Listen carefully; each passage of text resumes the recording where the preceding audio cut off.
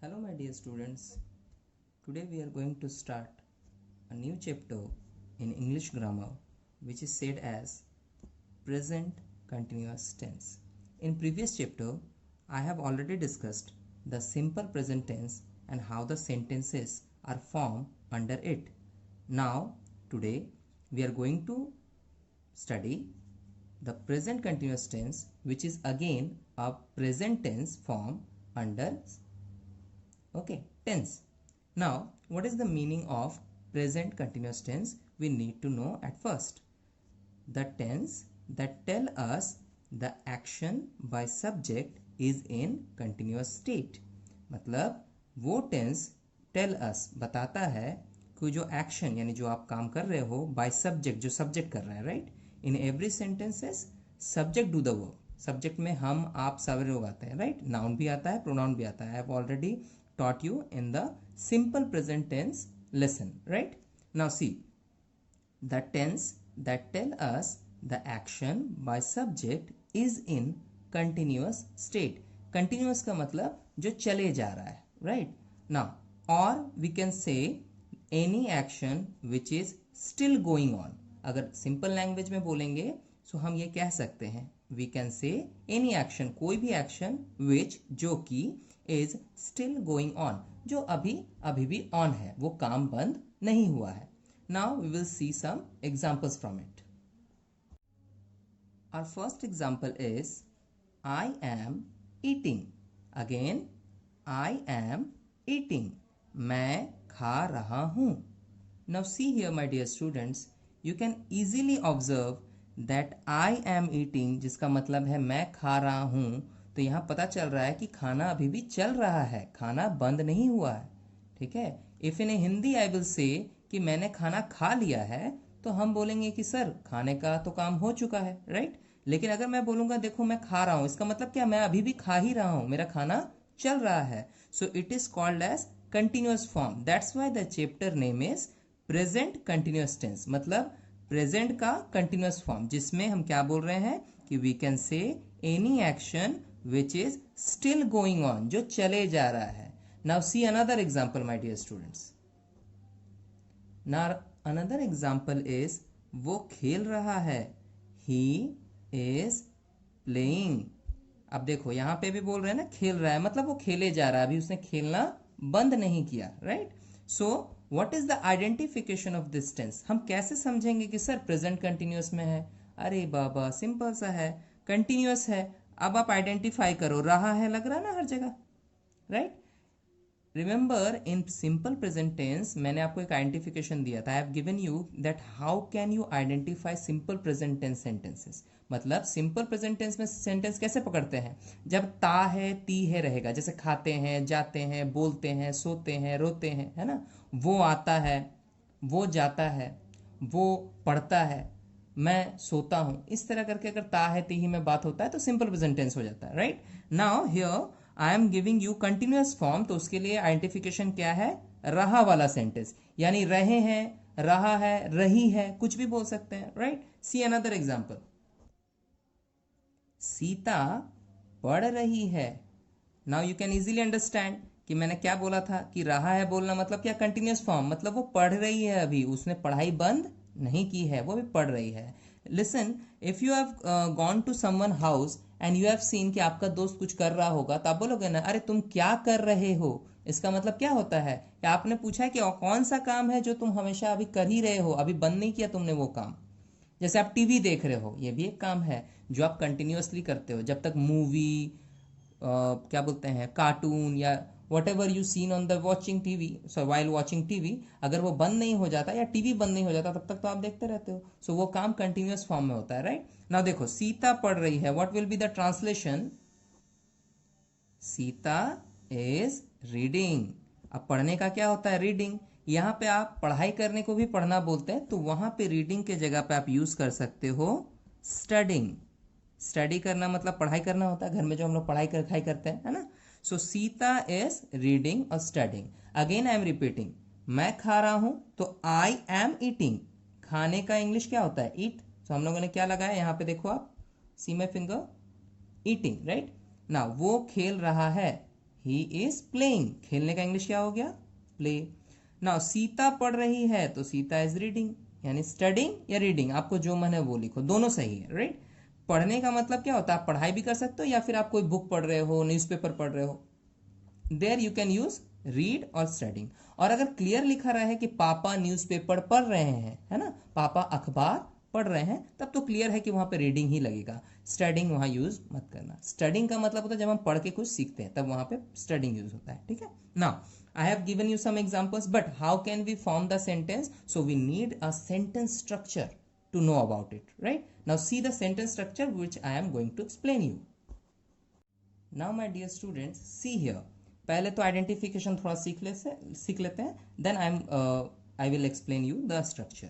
Eight first what I have said to you कि in sentence end, again in sentence end we will find रहा है, रही है, रहे हैं, रहे हो, रहा हूं, रही हूं। एवरीवेयर यू कैन सी रहा है, रही है वाला sentence, right, with the verb, verb के साथ। जैसे वर्ब किसको बोलते हैं, verb is the action you do, जो काम आप कर रहे हो। लाइक अगर बोलेंगे तुम उसको देख रहे हो, देखने का काम भी वर्ब ही होता है, राइट। हम क्या बोलते हैं उसको, सी, लुक या सी। तो अगर रहा है लगेगा तो हम क्या बोलेंगे, हम उसको देख रहे हैं, वो मुझे देख रहा है, right.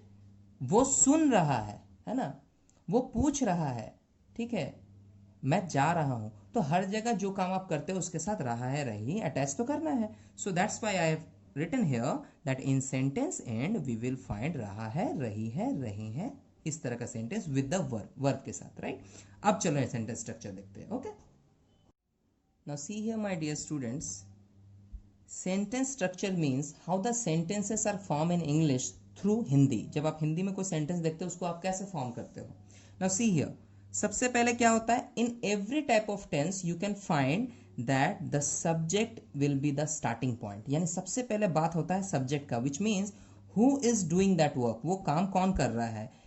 He can be a person, यानी कोई आदमी हो सकता है, she can be a woman, okay, कोई औरत हो सकती है। It can be a animal, bird, anything, okay. So noun है या फिर प्रोनाउन है। I have said you in the simple present tense that subject can be noun और pronoun. Now see here, subject के साथ क्या जोड़ेंगे, is or am or are. Remember, if I have drawn a line, so this line represent, जैसे इन तीनों में से कोई एक ही लगेगा। I will give you the rule कि कब is लगाओगे, कब am, कब are. Do not forget, तीनों एक साथ नहीं लगाना है। ऐसा नहीं कि सेंटेंस में सारा एक साथ लगा दिया, राइट, ऐसा कुछ नहीं है। सब्जेक्ट के साथ you will use is, am, are. जब ये हो जाएगा, when it is done, still यहां तक आप जब डन कर लोगे सब्जेक्ट के साथ इज, एम, आर, ठीक है। बेस वर्ब जो होता है, बेस वर्ब क्या होता है, I have already said you, base verb का मतलब होता है जब भी आप किसी वर्ब का मीनिंग जानते हो। लाइकवाइज इफ आई सेड खेलना है, तो खेलने का इंग्लिश है प्ले, तो बेस वर्ब हो जाएगा प्ले। कूदना है, कूदने का इंग्लिश होता है जंप, तो जंप का बेस वर्ब जंप होता है, आई मीन सॉरी, कूदने का जो बेस वर्ब होता है वो जंप होता है, राइट। रीड, टीच, सी, लुक, ईट, ये सारे जो वर्ड्स आते हैं जिनका मीनिंग आपको पता है, सर ईट का मतलब खाने का होता है, तो खाना तो एक काम है, एक्शन है, वर्ब है, तो वो बेस वर्ब में है। अब उस बेस वर्ब के साथ along with the base verb you will use ING, यानी प्ले का बनेगा प्लेइंग, जंप का बनेगा जंपिंग, रीड का बनेगा रीडिंग, ईट का बनेगा ईटिंग, किसी को देख रहे हो तो लुकिंग, या सीइंग भी बोल सकते हैं, वॉचिंग भी बोल सकते हैं, राइट। सुन रहे हो तो लिसनिंग, ओके। कोई मार रहा है, बीटिंग, राइट। कोई रो रहा है, crying, right. So base verb के साथ आईएनजी करके बात करना है, ठीक है। And plus object, object means the rest part of the sentence which is not used here, जो यहां यूज नहीं हो रहा है। अगर हम बोले कि मैं स्कूल जा रहा हूं, तो उस हिसाब से स्कूल जो है वो ऑब्जेक्ट में चला जाएगा, क्योंकि हम कहां जा रहे हैं, स्कूल, तो वो आपका ग्रामेटिकल में इस पार्ट में नहीं आता है, right. So now the sentence structure says you will use subject at the first, which can be noun और pronoun, जो noun भी हो सकता है और pronoun भी हो सकता है। is, am, are में से कोई एक ही लगेगा। I will give you the rule. Base verb में play, jump, eat, run, look, watch, beat, listen, इस तरह के जो वर्ड्स होते हैं जो वर्ब फॉर्म्स में सिखाए जाते हैं, फर्स्ट वाला फॉर्म वो यहां लगेगा, उसके साथ आईएनजी तुरंत ऐड कर देना है। That's why I given you in the bracket that both will be used together, ये दोनों चीज एक साथ यूज करना है, राइट। सो बेस वर्ब के साथ ING and the rest part of the sentence will go through the object portion, right. Now I am giving you some sentences to practice. See here, my dear students. In another page, I have given you some examples and teach you how can you form a sentence. देखो, मोहन सो रहा है लग गया ना. It is a present continuous tense. Again, present continuous tense. Mohan सो रहा है, right? Now, where is the subject? At first, structure क्या था? देखो, मैं एक छोटा में यहाँ पे लिख देता हूँ structure क्या है, because the page is changed. So I have given you the structure as subject plus is or am or are, okay, plus base verb plus ing, okay, and the last portion is object. I have given you in shortcut so you can easily see from here and do the sentence. Now Mohan so raha hai, so Mohan is the subject, right? So we will write here Mohan सोने का काम हो रहा है. The verb said सोने का, but देखो पहले क्या लगेगा, is am are. Now I'll say Mohan के साथ लगाना है आपको is. Why is मतलब is क्यों लगेगा, that rule I will give you, okay? पहले आप sentence समझो, उसके बाद मोहन सो रहा है, मोहन is. Now is तो लग गया, इसमें से कोई एक ही लगेगा, is हम ले लिए. बेस वर्ब के साथ ing फॉर्म यूज करना है. नाउ बेस वर्ब यानी जो काम हो रहा है, कौन सा काम हो रहा है, सोने का. सो सोने को हम बोलते हैं sleep. So Mohan is sleep, but हम क्या बताए थे कि बेस वर्ब के साथ ing जोड़ देना, राइट? सो स्लीप का बन जाएगा sleeping. So Mohan is sleeping is the complete sentence over here. Now see the next sentence. See here my dear students. वे बाजार जा रहे हैं. वे बाजार जा रहे हैं. वे के लिए हम इंग्लिश में जो सब्जेक्ट यूज करते हैं that is a pronoun, right? And इसके लिए हम दे यूज करते हैं, THEY, भूलना नहीं. Don't worry, I will give you a lesson on it personally, that कि आप कैसे कैसे इसको यूज करते हो हिंदी सेंटेंस समझ के. सो मोहन के लिए तो मोहन हो गया, बट वे जब बोलेंगे तो दे. बाजार जा रहे हैं, तो सबसे पहली बात है सब्जेक्ट के साथ क्या लगेगा, इज एम आर. यहां पे आप लगाओगे आर, ठीक है? क्या लगाओगे, are, okay. Now base verb plus ING. So यहाँ पे कौन सा काम हो रहा है भाई, जाने का काम हो रहा है, जा रहे हैं ना. तो यहाँ चेक करो, see my finger, base verb plus ING. So यहाँ जा रहे हैं, जाने को हम बोलते हैं गो, राइट? और क्या लगाना है साथ में, ING. सो बन गया दे आर गोइंग. जैसे हम बनाए मोहन इज स्लीपिंग, तो दे आर गो नहीं बोल के लिखेंगे they are going. Now see another example. Now next example is मैं खेल रहा हूं. अब यहाँ पे मैं है, मैं के लिए हम लोग हमेशा बात करते वक्त इंग्लिश में क्या यूज करते हैं, I. We will use I for मैं, है ना? मैं मतलब मेरी बात हो रही है, आई. सो आई के साथ जो सूटेबल रखता है इज एम आर में से वो है am, AMM. That's why we always say that I am going, I am playing, I am eating, okay. I am. So I के साथ क्या सूट हुआ, am, okay. Now base verb plus ING, कौन सा काम हो रहा है, again I have saying you, कौन सा काम हो रहा है, खेलने का, खेल रहा हूं ना. जैसे यहाँ जाने का काम हो रहा है, सोने का काम हो रहा है, तो यहाँ पे क्या हो रहा है, खेल रहा हूं. So I am. अब खेलने का इंग्लिश क्या होता है, play. So is it right कि if we write play, not ना, because I have already said कि बेस वर्ब तो लोगे, साथ में आईएनजी जोड़ देना. सो प्ले के साथ हो जाएगा आईएनजी ऐड, और ये हमारा सेंटेंस बनेगा आई एम प्लेइंग, जिसका मतलब है कि हम अभी भी खेले जा रहे हैं, मेरा खेलना बंद नहीं हुआ है. That's why it is called as present continuous tense. Okay, so our examples and our the teachings, the lesson is ended here, but I will give you some rules on it. How can we use is, am, are along with the pronoun or noun? Okay, see here my dear students, use of is, am, are with noun or pronoun, or we can say subject, right? Because the main thing is that how can we identify that which subject will be suitable with is, am, are, right? Is, am, are किस किस subject के साथ लगता है. So that's why what we are doing here is that कि subject और is, am, are का मैंने column बनाया है, right? And now you will see how can we use it. I के साथ क्या लगेगा, always am, right? You के साथ हमेशा always are. He, she, it के साथ always is. We के साथ are. They के साथ are. Right? Now, it is not completed yet. see in the below side. See, singular noun is use करेगा. सिंगुलर नाउन क्या होता है?